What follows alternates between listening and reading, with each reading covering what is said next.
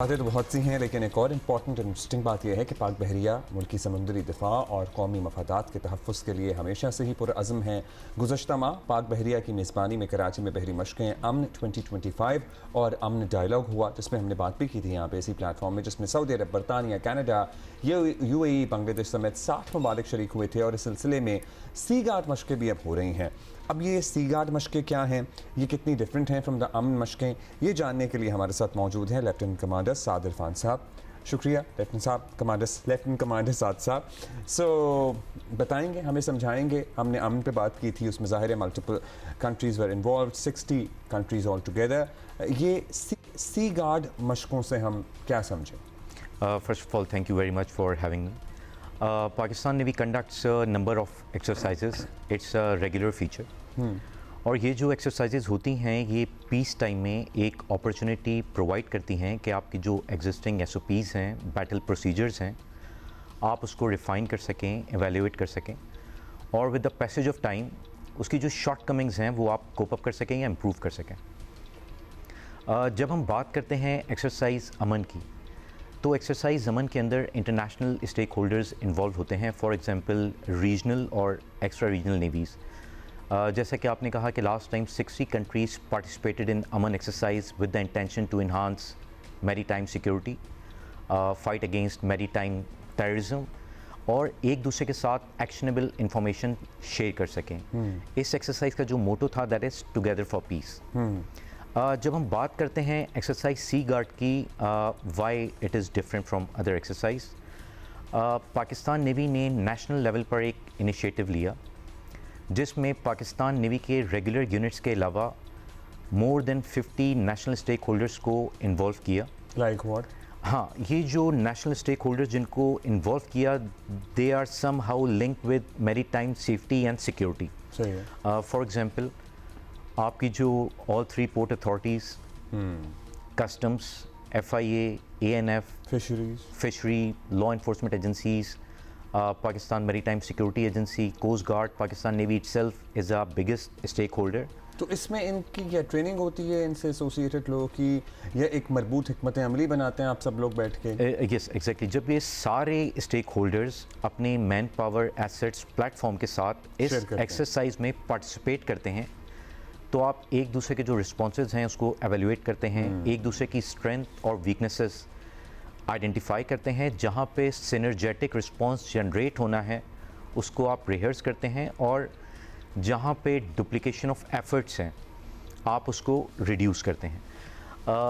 This is the third edition of exercise Sea Guard. First edition of exercise Sea Guard was conducted in 2024 on the directions of chief of the naval staff. अच्छा, यहाँ पर मैं आपको ये बात बताते चलूँ कि पाकिस्तान की जो कोस्ट लाइन है, starting from Sir Creek in the east and Gwadar bay in the west, ये 1000 किलोमीटर की कोस्ट लाइन है, और यहाँ पे बहुत ज़्यादा अपॉर्चुनिटीज़, ब्लू इकॉनमी, और यहाँ के जो इकोनॉमिक रिसोर्सेज और जो मिनरल्स हैं ये पाकिस्तान एक्सप्लोर कर सकता है। तो जब यहाँ पे बहुत ज़्यादा अपॉर्चुनिटीज़ होती हैं तो वहाँ पे एग्जिस्ट करता है थ्रेट।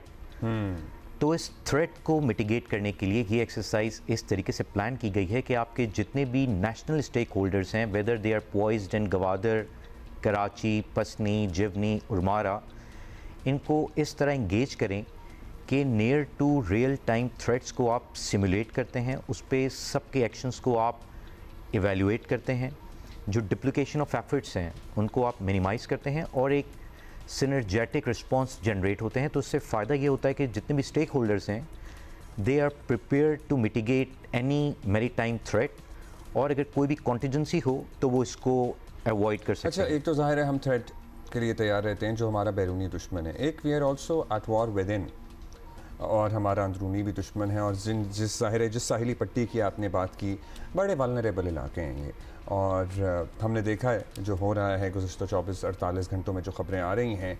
सो हम इस तरह के सिनेरियोज़ के लिए भी प्रिपेयर्ड रहते हैं कि हाँ जी, हमारी ये जो साहिली पट्टी है, जो हमारे रिसोर्सेज हैं, हमारे जो एसेट्स हैं यहाँ पे, इनको किसी किस्म का कोई ख़तरा लाहक ना हो। बिल्कुल। जो मैरीटाइम डोमेन के, जिस तरह मैंने आपको 1000 किलोमीटर कोस्ट लाइन की बात की, यहाँ पर joint maritime information coordination centre, इसका एक बहुत अहम रोल है।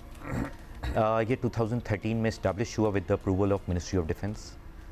उस टाइम ये एक मॉडेस्ट इदारा था, but with the passage of time इसमें state of the art equipment, operations room, data centres और joint maritime information software establish हुआ, जिसके साथ आपने 50 नेशनल स्टेक होल्डर्स को लिंक किया। इस तरह के कोऑर्डिनेशन सेंटर दुनिया में और भी मौजूद होते हैं जो कि डिफरेंट मैरीटाइम इन्वायरमेंट की रॉ इंफॉर्मेशन को कलेक्ट करते हैं, उसको कोलेट करते हैं और एनालाइज करके जो रिफाइंड इंफॉर्मेशन होती है वो कंसर्न्ड स्टेक होल्डर को पास करते हैं ताकि वो रिक्विजिट एक्शंस ले सके, ताकि किसी भी खतरे की सूरत में उससे न बर्दाश्त ना हुआ जा सके। एग्जैक्टली। अब जो ख़तरा है यानी कि जो इंटेलिजेंस एजेंसीज़ हैं, जब उनको पता चलेगा कि जैसे अनमैन्ड सरफेस वेसल आपके किसी भी पोर्ट में एंटर कर रही है या एक्सप्लोसिव लैडन बोट जो कि आपकी किसी भी मर्चेंट वेसल को या पोर्ट अथॉरिटीज़ को नुकसान पहुंचा सकती है, तो it is the responsibility of JMICC कि वो well in time concern stake holder को ये इन्फॉर्मेशन पास और करे। उसके लिए ये एक्सरसाइज ज़रूरी है। बहुत शुक्रिया आपका लेफ्टिनेंट कमांडर सादिर खान साहब। Thank you for explaining this all to us. Thank you very much and good luck for Thank these exercises. So that Lieutenant Commander Sadir Khan और हमें सी गार्ड की मशकें क्या होती हैं उसके बारे में बता रहे थे, लेकिन at the same time we have other news to share with you.